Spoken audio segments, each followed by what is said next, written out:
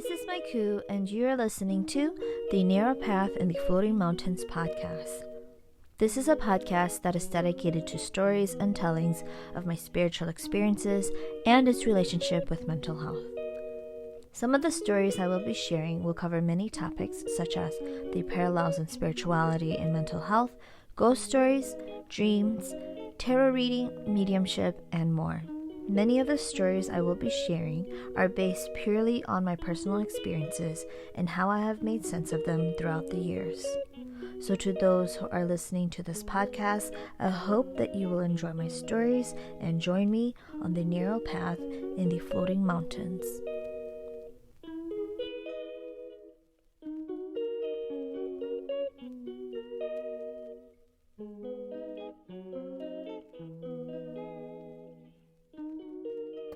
Hello, welcome back to another episode of the Narrow Path on the Floating Mountains. For this episode, I want to talk a little bit about where healing, spirituality, and my other profession come together, and that is healing tattoos. So these are tattoos that are designed or incorporate some healing modality along with tattooing. If you hear music in the background, I am playing some meditation music for myself. If you were listening to the last episode or the episodes before that, I'm still trying to heal from a respiratory infection. I'm trying to get my episodes down, you guys, so that y'all get the content that I said that I was gonna put out. So I'm trying here, but hopefully y'all are able to tune in to these episodes. So again, for today, I want to talk a little bit about the healing tattoos. And for some of you who don't know my work or what I do to pay the bills, I'm a tattoo artist. And when I opened my studio in 2018, I actually wanted to offer this service, but it was still very new. People were still not as accepting of spirituality, healing, and all of that. It was still kind of spooky for some people. Not only that, it was it wasn't something that was popular. It was not. Even in 2018, fine line was not popular. And people were a little hesitant about it. And with the way that I tattoo, I do fine line. So this is the really dainty lines. They're not traditional. They're mostly done in a size 3 needle, and can either go one size down or one size up, which is a 1 or a 5. But the way that I design my healing tattoos, they're very ornamental and they're very dainty, and using a lot of spiritual symbolism. A lot of symbolism doesn't necessarily have to be spiritual. There's a lot of symbolism. And so I was actually inspired to provide these services because there was a lady that was doing these types of tattoos, and at the time she called them soul tattoos, and she ended up trademarking it. It wasn't well received. It was definitely not well received in the mainstream tattoo industry, because you know what, to be honest, mainstream tattoo industry is pretty toxic. You'll have to find your niche communities within the industry to find a spot where you can thrive. And so around that time, spirituality was still very new, or New Age spirituality was still very new. I started my spiritual journey in it was before I had my son, so 2015. Even though I had known how to do these other types of divination, I wasn't aware of how to connect with resources or how to actually practice it daily. And it was in 2015 that I started really looking into having a spiritual practice or a routine.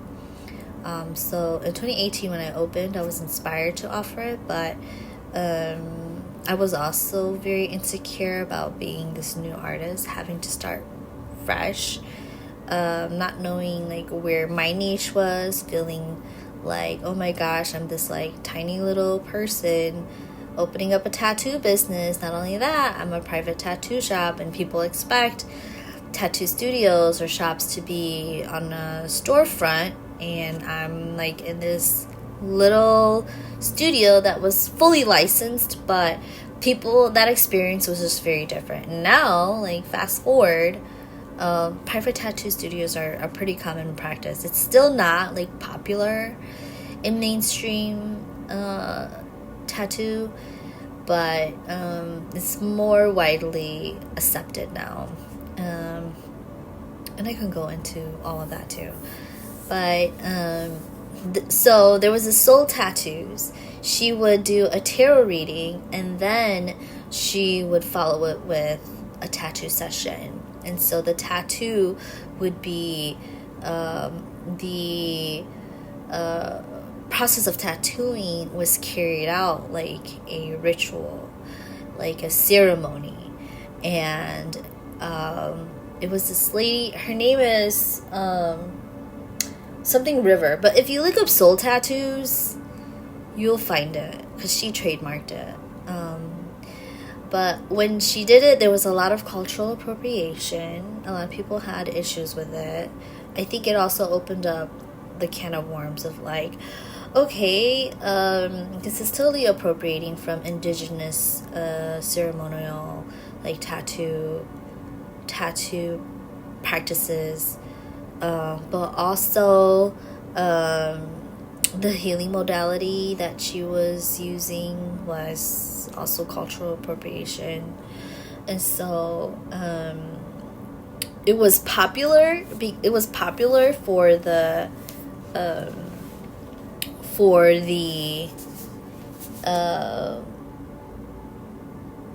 I don't want to overgeneralize, but it was like for people who read Goop, right? Gwyneth Paltrow, the almond moms, or women, and it became popular, but it was also inaccessible too, because she would share her process, but also like not acknowledge where she drew inspiration from. I also, in looking at her work too, and just kind of like trying to understand, because at first I really tried to understand, like, oh my god, this is such a great idea, this resonates with me. I'm like, oh, it resonates with me because it's rooted in indigenous cultural practices. And so I was conflicted about it. Like, I really like this idea, but you know, this lady, she's white and she's like appropriating this, and I just didn't know how to feel about it. There was something else that I wanted to elaborate on too, that I felt conflicted about it. But anyways, she was offering them for a while, and then just looking at her work too, realizing that she's an artist by trade. And so understanding that, and I'm not trying to say like artists are a special type of people, but I can kind of identify when it is art exploiting culture, And that's how I felt about it. Are exploiting culture, and then to also kind of make it like make it a like niche thing, and at the end of the day it was very much I still see it as a very capitalistic like way of branding that service or that practice. And you know, I really wanted to understand it. I wanted to think about how she was utilizing it, how she was doing it so well, and yet she was not.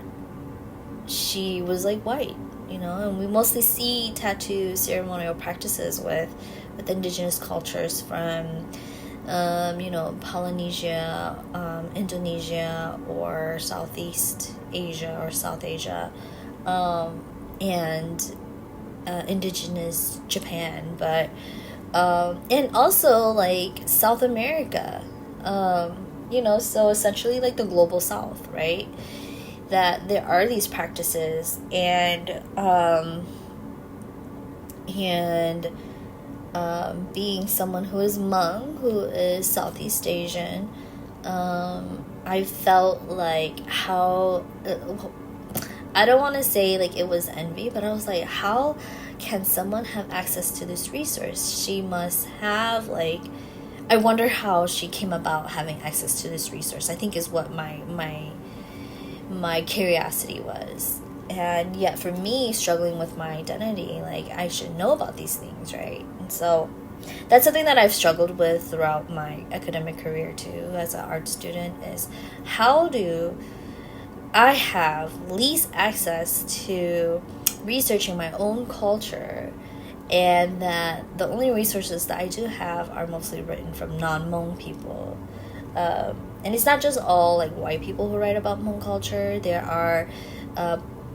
are researchers from like one, for example, is this Japanese lady that researches Hmong and Miao textiles from China, so ethnic minorities in China, and she has extensive documentation of these processes, and I'm just like, wait, what? Like I think to start off, like it's great to have these resources, but I'm also like, wait, why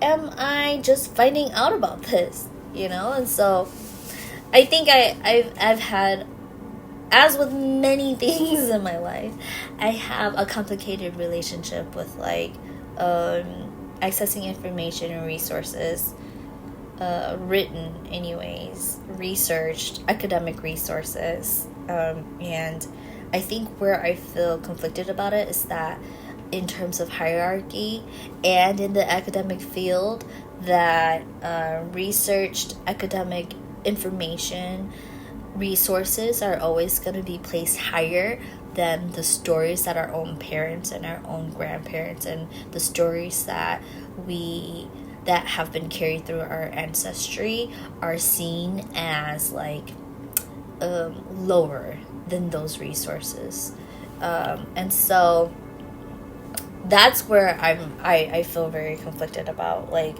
the dynamic of who holds that information for my own background, right? My own cultural background. And I hear a lot of people are like, well, you know, you should be thankful. Oh, you know, you couldn't, it's almost like a shaming of the person who belongs in the culture and then giving accolades to the person who's not of that culture. And I really hate that cycle. But anyways, I'm talking about this because that was where I felt conflicted about this lady who is practicing soul tattoos, and it was just being marketed as like this like woo-woo new age spirituality like service, like here's a new way to be healed, and I wanted to reclaim that too. So in doing so, I'm like, no. I have to, I want to do this because I feel like I have to do this. Like, my journey, my path is calling me to utilize tattoo as a form of healing for people. Mostly when I started, it was with the intention of providing it only to Hmong people, but spirituality is very sensitive. Not a lot of people know how to access the resources to, or even ask for spiritual support. And so we've only been seeing it since the pandemic, because as with Western society, or what was happening in America, and I can only speak about America, with what was happening in America, there was a lot of people who were starting to look into spiritual growth, enlightenment, healing, and finding alternative forms of like healing that wasn't medical or clinical. And so with that uptick, then that was also happening in the Hmong community, and there was a lot of people who were being told that they were going to be shamans. And I've always said that I'm one to believe that everybody has guides. It just depends on whether they are going to do the work of being a shaman or being some type of a healer. A lot of people were being called to do that. And so only until then was spiritual practice becoming more accepted. And so with that too, simultaneously, my tattoo appointments started booking up during, actually I was closed for about a year and a half. And then at the tail end of when it was really crazy, I reopened and I got really busy. So simultaneously, there were these two things that were happening. And I just felt called to like, hey, I also offer this as a way to connect these two, because it resonated with me at the time too. And I was also trying to explore like my role as a healer, and having an outlet. Because I was struggling so much. I talk about like it sounds like my struggle is the only struggle, but as I'm like recounting like my experience and what I went through, these are just all like what my process, my mental process was, what was happening at that time that led me to make these decisions. And so at that time, I was on a journey to try to figure out like, hey, am I gonna be a shaman? And time and time again, I felt like I was just being given a bone and was like, here's your bone, and that's it. And so it was really hard. It was very, very hard. And it also led me to discover other healing modalities that helped me to have that outlet and be the healer, or practice healership, if that's even a word, healership. And so when I first opened up in 2018, I had it all down. I had it down like, do a tarot reading and then do a tattoo. I didn't know what that was gonna look like, but I was just like, we're gonna do this. I didn't offer it in 2018, and then when I opened in 2021, I was maybe halfway into my 1-year lease at this place, and I was like, you know what, people are gonna say I'm crazy, but I'm just gonna do it anyways. And so I started offering them, and I called this particular service Healing Tattoos, because I couldn't use soul tattoos, it was trademarked. And I didn't want to, I also wanted to separate myself from that. And so, also at that time, I didn't learn how to do Reiki yet. I only knew how to do tarot readings. Around that time too, I had learned different types of using different types of psychic skills, like automatic writing, tarot reading, aura reading, and then I found out that I was really good at photo reading. And so these were the things I was doing, but I had to figure out, okay, what is a more accessible way of facilitating healing. And I got the opportunity to experience emotion coding. There's this guy, he wrote a book on emotion coding, and it's accessing emotions and where they're creating blockages, getting there, clearing it, and then clearing your energetic body of these emotions, healing emotions. From that emotion coding, then there's another tier called body coding. But my sister actually offered to pay for my service. And so I got to do that. And it made sense to me because I was trying to figure out what to do with my empathy. my empathic inability to establish emotional boundaries. So I was always feeling all the time.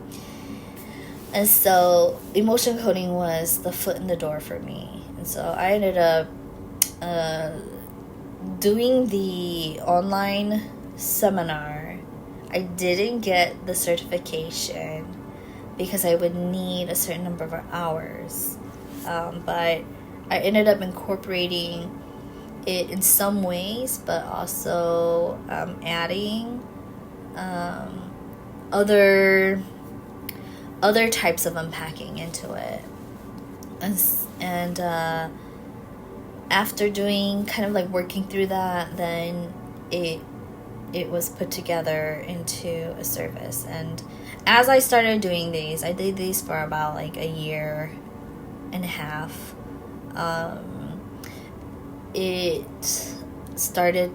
People started to become aware of it, the process and what it entailed. People started to learn more about how other tattoo artists were doing a similar process. And then because it started becoming more popular, the lady who had originally created that service started teaching it. And so she had an online course on that too. And I ended up paying, because then she was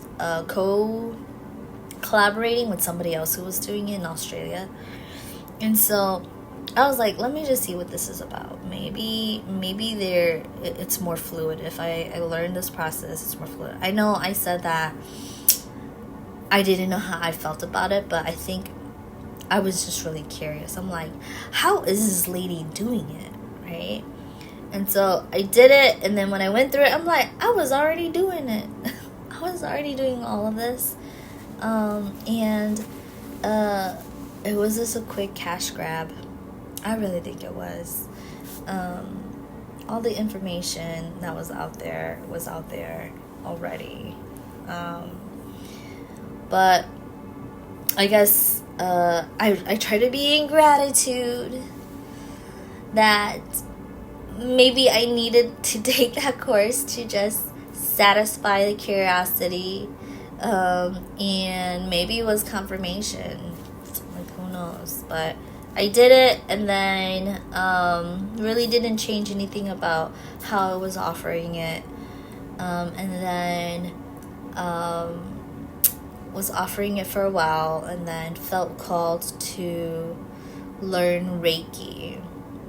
And I talked about that in my Reiki episodes. But I felt called to do Reiki, and then when I learned it, the intention of learning it was also for myself, but I also wanted to combine it with tattooing so that it was a little less heavy, because what I was finding with the healing tarot tattoos was that there was a lot of heavy unpacking, and I was becoming aware that this could potentially cause re-traumatization. Some people who might not be ready to unpack certain things, it might cause like regression. And then on top of that, if they are unpacking things, like this isn't just like one or two there. It was like pretty frequent that we were doing a lot of deep, dense healing. That after going through this highly emotional and intense process, that then they would get tattooed. And what I've found is that when that happens too, it can potentially like be more it can cause more discomfort. Although like I'm very thankful that my clients have all been pretty open with me, and just trusting the process. And I think back to like when I first started offering, I'm like, dang, I have come a long way from that. And I still offer it, but it's a different process now. I no longer do the healing tarot, so there's a difference. Healing tarot tattoos, and then now what I offer is ink talismans. And I'll talk a little bit about ink talismans and what those services look like. But I stopped offering the healing tarot tattoos. And then I started offering ink talismans, which involves Reiki rather than the tarot. And with ink talismans, when I created this service too, I thought a lot about how these tattoos are like amulets and talismans of protection, talismans of healing. And the interesting thing is that when I was an art student, my thesis, I did a body of work about protective amulets. Like if you put it on you, it'll protect you from harm. And so it kind of just comes back full circle to that. And having already explored this idea, it just kind of seemed intuitive to offer these services to. And so with ink talismans, they're one and the same in terms of idea and application, but the modality and the healing part, they're different, and I just had to separate the two. But with ink talismans, it involves Reiki. It's less talking, as with tarot it was a lot of talking, and sometimes it can also bring forth like fatigue for not only myself but my client too. And so ink talismans with Reiki, it's just more intuitive and less talking. We're still connecting with the symbolism that resonates with them, because with the healing tattoos, we would draw on symbolism from the tarot reading, and so in that aspect, it can be limiting too. And I started realizing this too, and so I was like, maybe like ink talismans would be more open in terms of bringing in symbolism that resonates with them, or there's just more reference for symbolism. So I ended up doing that, and it really didn't catch on because, I mean, healing tarot tattoos, that's pretty straightforward. Ink talismans is like, what is that? You know, and I didn't feel comfortable saying like Reiki tattoos, but I might rename it. I might even change it. You know, it could be different. It could be that, you know, they come in, they pick something, and then that's what they tattoo, and I just have this like vocabulary of like tattoos, like protection, seal, da da da da, and they're like, oh, I need this, and then we do Reiki, and then they get it, and then that's it. Actually, you know what? I'm glad I'm recording this because I'm working on a project, and I don't know all the parts yet, and so just coming up with that. Actually, that's a really good idea. I'll have to go back to that, but that is kind of what I'm offering right now, is like the talismans with Reiki into it, but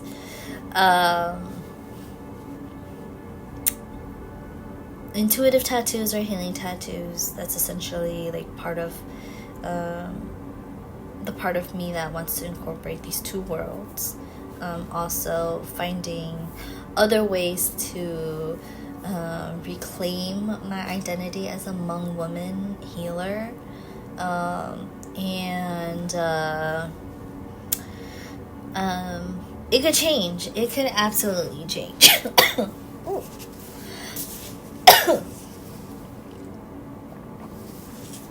But the healing tattoos, as I continue to practice it or offer it, and figuring out what role it plays in my identity, that it's allowed me to think about how so much has been lost in our culture, but also wonder, like, what if tattooing was a practice in, you know, antiquity, in Hmong society, way back in ancient times? What if it was a practice? And that's something that I actually thought, I seriously considered researching just for the sake of researching and writing a paper about it. But I don't know. I think sometimes the things that I think about, I'm like, hey, you know what? This is actually something I could like invest time in, because I think it's important to have some article about this out there. But it's a lot of energy. I'm like, dang, triggered from graduate program, like 20 pages. How many references? How do you like condense it? How do you elaborate? What sources are valid? And I'm like, ugh. A huge part of it is research. And I enjoy research, but realistically, do I have time for it? No, I don't. But who knows? It might be something that I work on long term. But then I have so many long term projects too. I really have to make that decision. Or not. Or maybe I work on them simultaneously. That's just me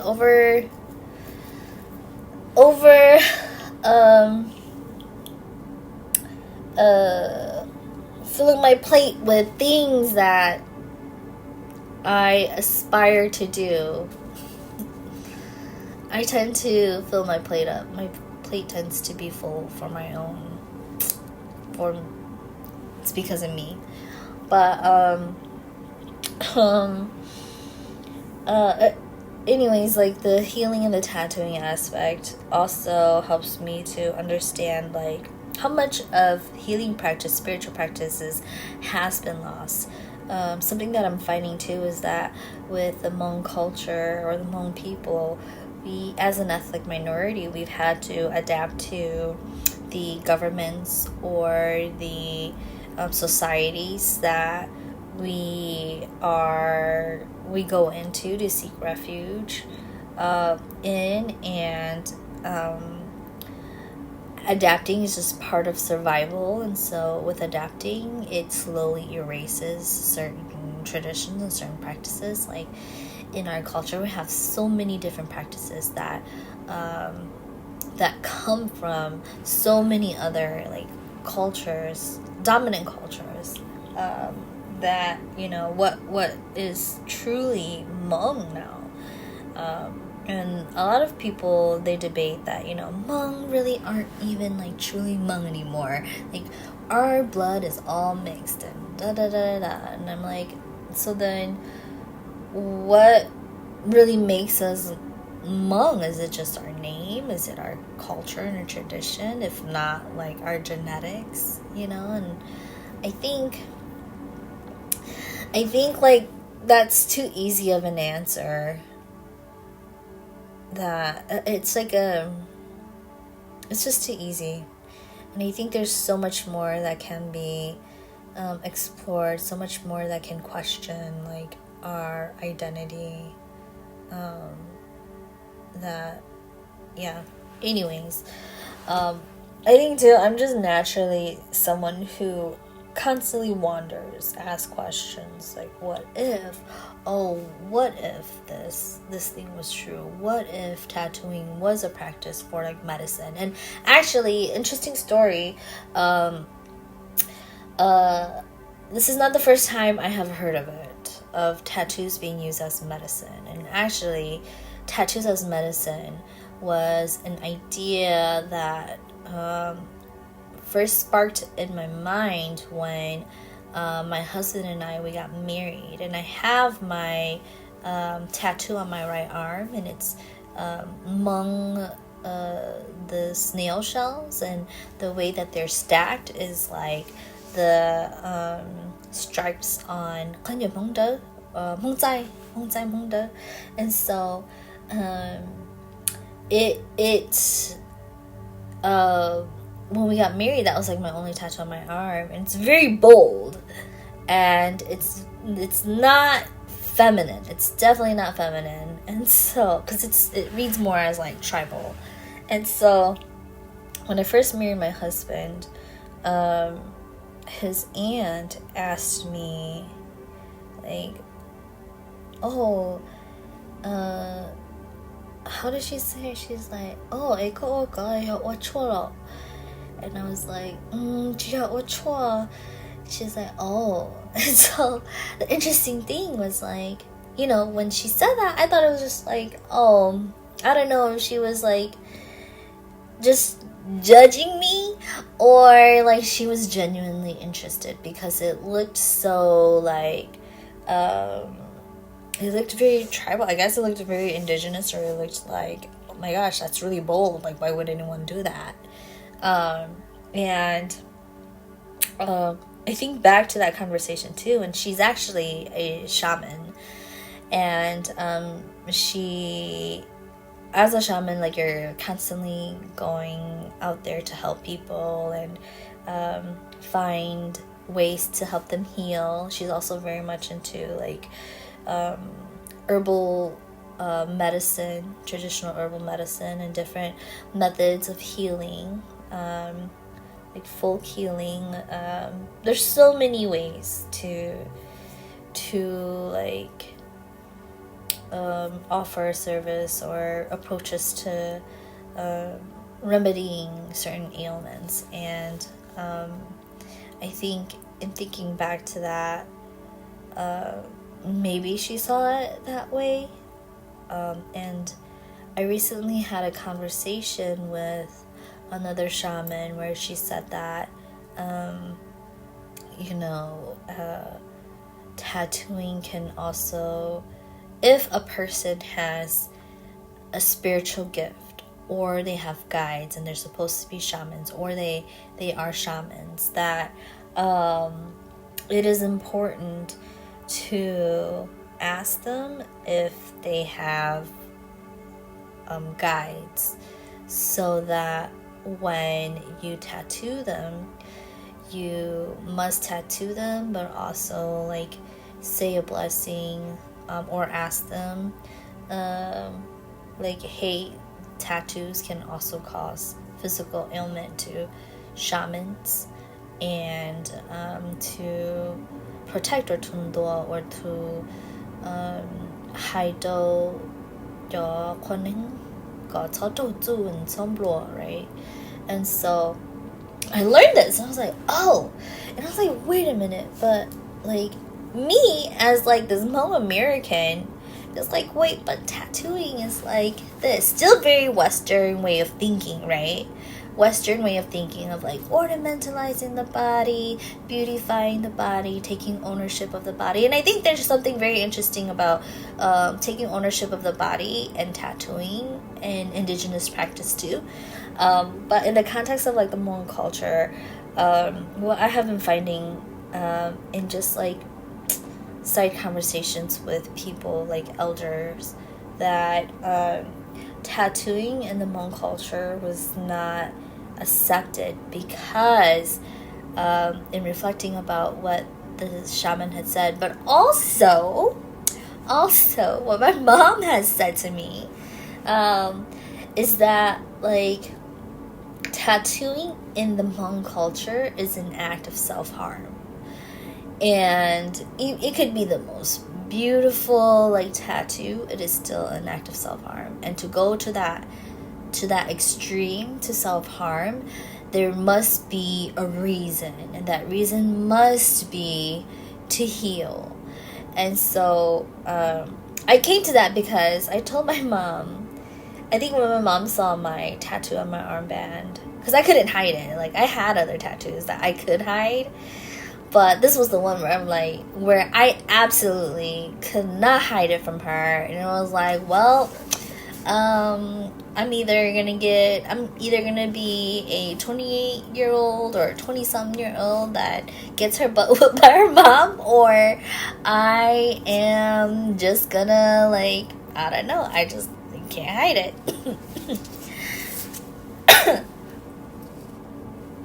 So when I showed her, again, tribals are very bold, they are very thick. I showed her, and she goes, her first thing she said, because by this point I was also married, so then I was no longer like her responsibility, right? So I was already married, and I showed her, and she goes, why do you do this to yourself? Why do you hurt yourself? And I'm just like, Mom, it's totally like, okay, this is totally fine. She's like, yeah, but you're hurting yourself. Why do you guys do that to yourself? And I'm like, wait, what? You know, and that was like interesting for me. And I'm like, you know, at the time I was also like in my 10 years ago, this was like 10 years ago, that I was like, how do they not understand that, you know, like just being this bratty like 20-year-old with this cool tattoo or whatever. But now, as someone who is midway to eldership, that as I start to reflect on it, I realize that tattooing is not just about why tattooing is seen as like not widely accepted in the Hmong cultures, because it is seen as an act of self-harm. And it's not even like defacing or looking a certain way. I mean, that could be a part of it, and I feel like that being a part of it kind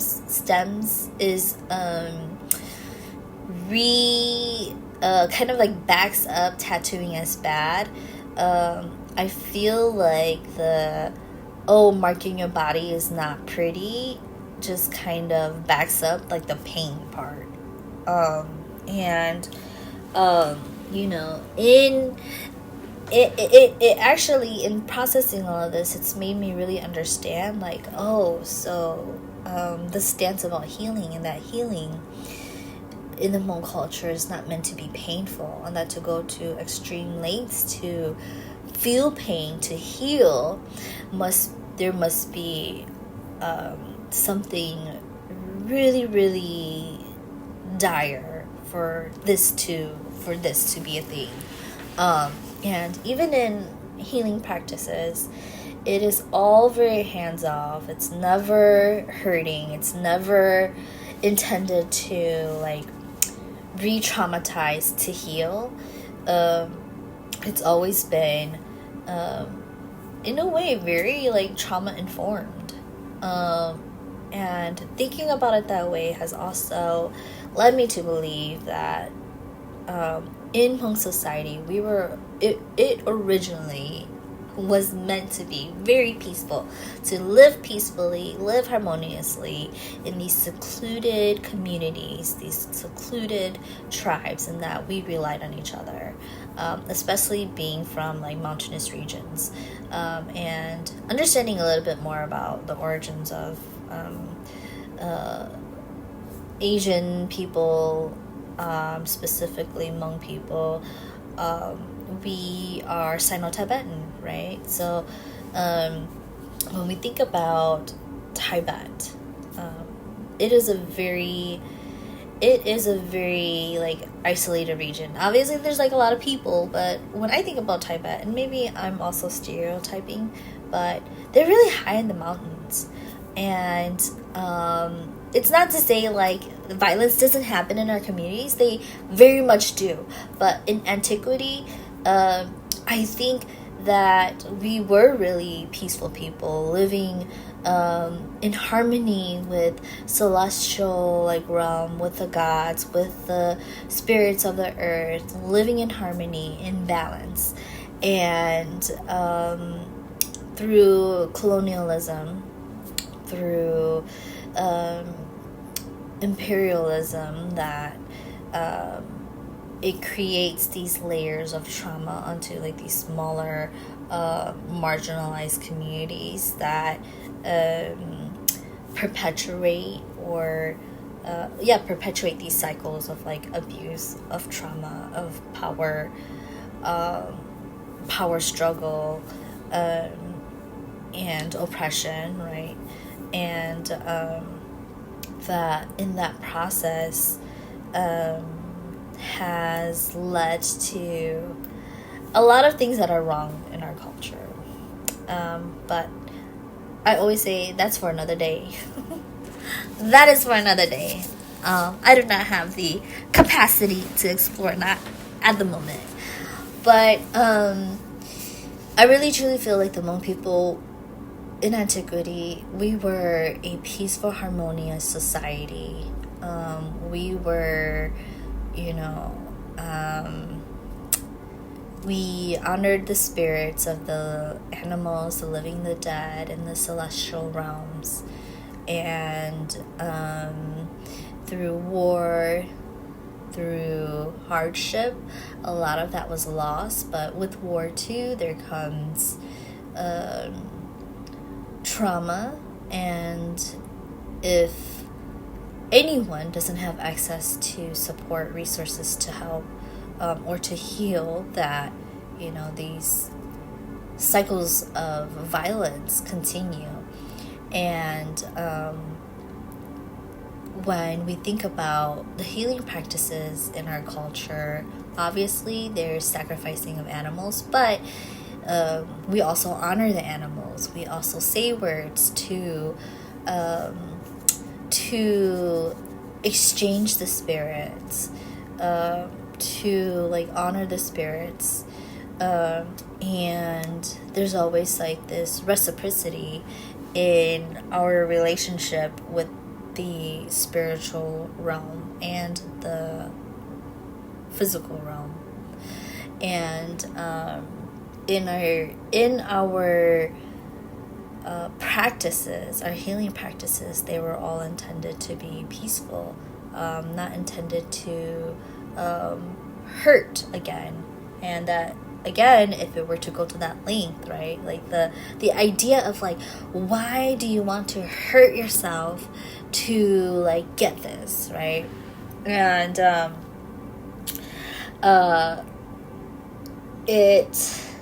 it is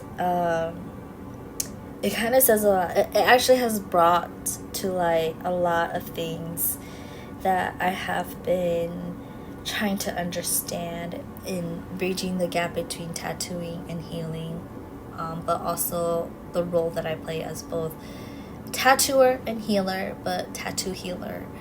And what that means to me. Like, Maiku, why is it so important for you to explore this? You know, and I think it was my attempt at trying to understand my identity, make more sense, make more solid who I am. I think too there's also like this thought of like, okay,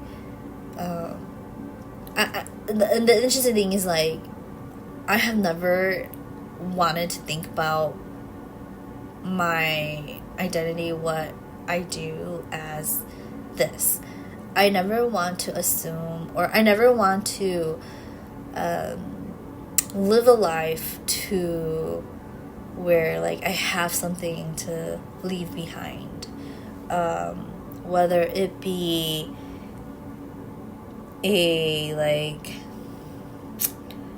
my reputation, or whether it be my tattooing or whatever, that's never been my desire. So having a legacy, like, that's never been my desire, and I think like that's prominent in our culture too, because survival is a huge part of it.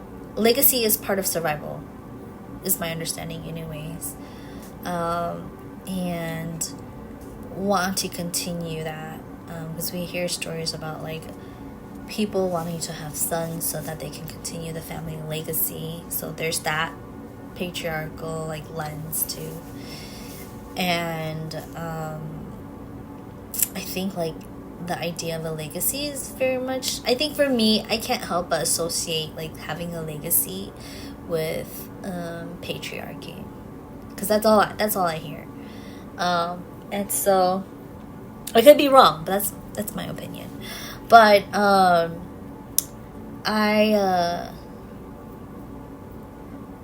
think a lot about like this role that I have, and just wanting to better understand it for myself. Because I don't know. I really don't know why. Maybe it is for a legacy. I don't know. I think really for me it's just sharing the resources so that people can be able to find support, confirmation, validation that can help them as they are struggling, or whatever they're struggling with. Like, that's always been my core value or moral or whatever. And these are things that I've been wanting to like write about or talk about, and or even do a workshop about. And I don't know if people want to hear about it, but I feel like it is I think for the first time in my life, I'm like, this is an important lens for me to share. Like, I have this and I want to share it, be in the case that there are other people who are searching for like a conversation that can open up about that. But I'm starting to even just like recording this, I'm starting to like have more to reflect on with practices. I think too it comes with like ancestral healing, right? Or ancestral lineage healing, where you just want to know like your ancestors, you just want to know like your lineage, you want to know the origins, you want to know, I think for me, like, I want to know like where did it start going wrong, or where did discourse start, when did war start for this current generation to experience the hardships or experience the discourses we have within our community and our culture, but also like wanting the desire to want to carry on with it, certain traditions, the desire to have conversations about it because much of our history is unwritten, also the desire to have it documented. Well, I did say that. The desire to have it documented. And then also, like, that, I lost it. I lost it. I think I don't know. It's just an inspiration that I really want to work on, an idea I want to work on, to possibly present a lens or a narrative or a way of thinking that opens up questions to discovering like our origins, our ancestry, our practices. So yeah, this is pretty much it. I know I went off a tangent again, but they're all connected. This is actually, the healing tattoos is actually something that I'm working on, reflecting, thinking about. It is something that is important to me. And it's also where I'm currently at with my theory and my practice. And I hope you all enjoyed listening to it. If you have any input on it, feel free to comment below. I would love to hear what your thoughts are. And I hope that you will stick around for another episode. Thank you so much for tuning in. I will talk to you soon.